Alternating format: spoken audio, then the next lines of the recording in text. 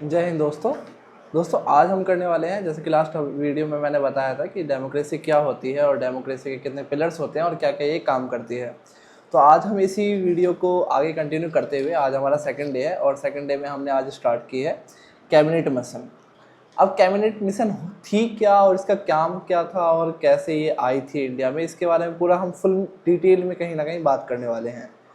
तो सबसे पहले अगर कैबिनेट मिशन की बात की जाए तो 1946 में आया था कैबिनेट मिशन। एग्जैक्ट डेट 16 मई 1946 को कैबिनेट मिशन आया था, जिसमें 3 इंग्लिश ऑफिसर्स थे जिनका नाम लॉरेंस पैथिक, एवी अलेक्जेंडर और स्टेफोर्ड क्रिप्स थे। ये तीनों बंदे जो इंग्लिश ऑफिसर्स थे, ये तीनों कैबिनेट मिशन लेकर आए थे और फिर इन्होंने यहाँ पे इंडिया में यानी कि नवंबर 1946 में कॉन्स्टिट्यूएंट असेंबली का गठन किया था। और इस कॉन्स्टिट्यूएंट असेंबली की पहली मीटिंग हुई थी 9 दिसंबर 1946 को, और दूसरी मीटिंग यानी कि 2 दिन बाद जो दूसरी मीटिंग हुई 11 दिसंबर 1946 को, उस टाइम इन्होंने कॉन्स्टिट्यूशन बनाना स्टार्ट कर दिया था। यानी कि 11 दिसंबर 1946 से लेकर 26 नवंबर 1949 तक कॉन्स्टिट्यूशन के बनने का काम हमारा चला था, जो कि कुल मिला के 2 साल 11 महीने और 18 दिन होते हैं। तो इतने दिनों बाद हमारा, लगभग 2 साल 11 महीने 18 दिनों बाद बनके हमारा कॉन्स्टिट्यूशन तैयार हो गया था। और फिर जो कि आज हमें देखने को मिलता है, जैसे हमारी जो गवर्नमेंट है या फिर जो जुडिशरी है जिसके बेस पे काम करती है। तो जैसा कि आप सबको पहले भी कुछ थोड़ा बहुत पता होगा कि ब्रिटिशर्स जो थे वो, उनका हमेशा का रहा है कि जिस भी कंट्री में जैसे उन्होंने कॉलोनाइज की तो उनको ऐसे टुकड़ों में डिवाइड कर देना कि इन फ्यूचर वो उन्हीं चीज़ों में फंसे रहें और आपस में अपना फंस के लड़ाई वगैरह करते रहें और अपना डेवलपमेंट ना कर सकें। तो ऐसा ही उन्होंने यहाँ पे भी किया था। तो ब्रिटिशर्स ने इंडिया को 3 ग्रुप्स में डिवाइड कर दिया था, ABC। ये ABC में सबसे पहले तो ए यानी कि जो इंडिया में रहना चाहते हैं वो पार्ट, और वो स्टेट्स जो इंडिया में रहना चाहते हैं, इंडिया के पार्ट बनना चाहते हैं, जो जिसमें कि मोस्टली जो थे वो हिंदू मेजोरिटी स्टेट या फिर रीजन थे।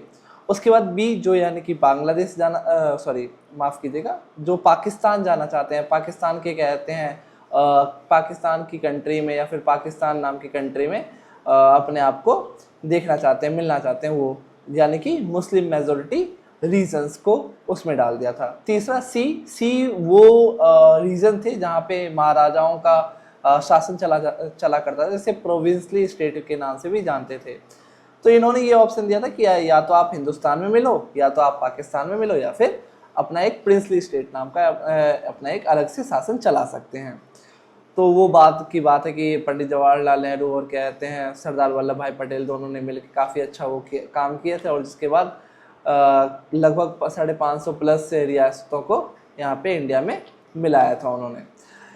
इसके बाद जैसा कि मैंने आपको बताया 16 मई 1946 को कैबिनेट मिशन आ गया था, लेकिन उसके बाद 16 अगस्त 1946 को, क्योंकि आज़ादी तो हमें 15 अगस्त 1947 को मिली थी, लेकिन 16 अगस्त 1946 को जब मोहम्मद अली जिन्ना, जो कि मुस्लिम लीग के तब कहीं ना कहीं हेड हुआ करते थे, उन्होंने डायरेक्ट एक्शन डे का ऐलान कर दिया था। अच्छा, डायरेक्ट एक्शन डे थी क्या? तो डायरेक्ट एक्शन डे मुस्लिमों को भड़काने का एक बहुत बड़ा साजिश था, जिसके तहत उन्होंने कहा था कि अब आपको कहीं भी हिंदू वगैरह दिखे या फिर आपको अपने धर्म के अगेंस्ट वाले लोग दिखे, वहाँ पे उन्हें उनके खिलाफ हिंसात्मक प्रदर्शन करो। ठीक है। तो इस बीच उन्होंने ये नारा भी दिया था और कहा था, हाथ में लोटा मुंह में पान, लेकर रहेंगे पाकिस्तान।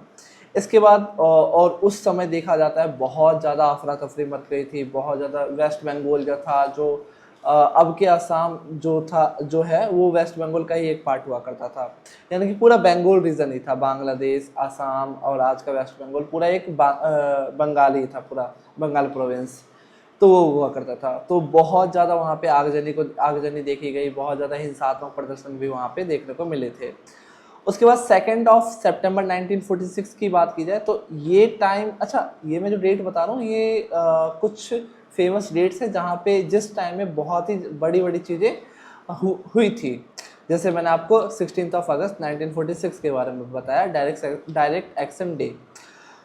उसके बाद 2 सितंबर 1946 को क्या हुआ था, तो 2 अक्टूबर 1946 को लॉर्ड वेवेल जो कि तब यहाँ के वाइसरॉय थे, उन्होंने इनवाइट किया था मोहम्मद अली जिन्ना को और पंडित जवाहरलाल नेहरू जी को कि आप आइए और यहाँ पे इंडिया के लिए अंतरिम यानी कि इंटीरियम गवर्नमेंट का को बनाइए। लेकिन मोहम्मद अली जिन्ना ने इस प्रस्ताव को ठुकरा दिया था। लेकिन कहीं ना कहीं देखा जाए तो हमारे पंडित जवाहरलाल नेहरू जी जो थे, इन्होंने ये मान लिया था और इन्होंने केयर टेकर गवर्नमेंट के रूप में अपना एक गवर्नमेंट, अंतरिम गवर्नमेंट वहाँ पे बनाई थी उस वक्त। उसके बाद लॉर्ड माउंटबेटन प्लान आया, जिसमें उन्होंने 2 नेशन थ्योरी का नाम दिया, यानी कि एक हिंदुस्तान होगी, एक पाकिस्तान होगी, आप और बीच का रास्ता कुछ चुन नहीं सकते। तो ये चीज़ें थी, यानी कि प्रोविंसली स्टेट के नाम से ऐसा कुछ उन्होंने रखा नहीं था। लॉर्ड माउंटबेटन प्लान कहा जाता है इसीलिए कि जो रेडक्लिफ लाइन है, ये लॉर्ड माउंटबेटन ने ही बुलाया था। एक रेडक्लिफ नाम के ब्रिटिश ऑफिसर्स थे जिनका सरनेम था रेडक्लिफ, इन्होंने इन्हें बुलाया था और इन्होंने ही लाइन खींची थी कि भाई पाकिस्तान, इतनी दूर पाकिस्तान होगा, इतनी दूर हिंदुस्तान होगा। तो आज भी जो देखा जाता है, बांग्लादेश जो है तब के टाइम पे ईस्ट पाकिस्तान बन गया था और हमारा वेस्ट बंगाल हमारी तरफ इंडिया की तरफ आ गया था।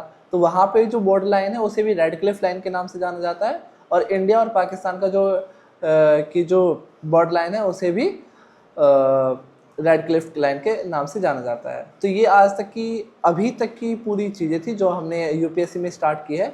अब मैं आपको इस पूरी वीडियो में जो एक एक दिन करके आया करेगी, डेली आएगी बेसिकली, इन पूरी वीडियोस में मैं आपसे डिस्कस किया करूँगा कि मैंने क्या क्या पढ़ा है। हालांकि यहाँ पे पढ़ाई तो बहुत ज़्यादा ही हो जाती है, लेकिन जब मैं उसको शेयर करने के लिए आपके साथ बैठता हूँ तो वो वीडियो लंबी ना हो जाए। मैक्सिमम मैं कोशिश करता हूँ कि 5 मिनट में वो कवर हो जाए, लेकिन वीडियो ज़्यादा जब शेयर करते हैं, जब डिस्कस करते हैं तो ज़्यादा लंबे हो जाते हैं। इसलिए मैं कोशिश करता हूँ कि 5-5 मिनट की हर दिन एक वीडियोज़ कंसिस्टेंसी के साथ बनाया करूँगा और आपके सामने जो भी मैंने पढ़ा है, जिस तरह से मैंने उस चीज़ को समझा है, वो आपके सामने रखा करूँगा। तो ये थी आज की नॉलेज। तो अगर आपको अच्छा लगे कंटेंट तो देखते रहना, डेली देखना, और अगर सही लगे तो लाइक कर देना, बाकी आपकी मर्जी है। ठीक है, तो जय हिंद। और ये आज का कंटेंट था। जय हिंद।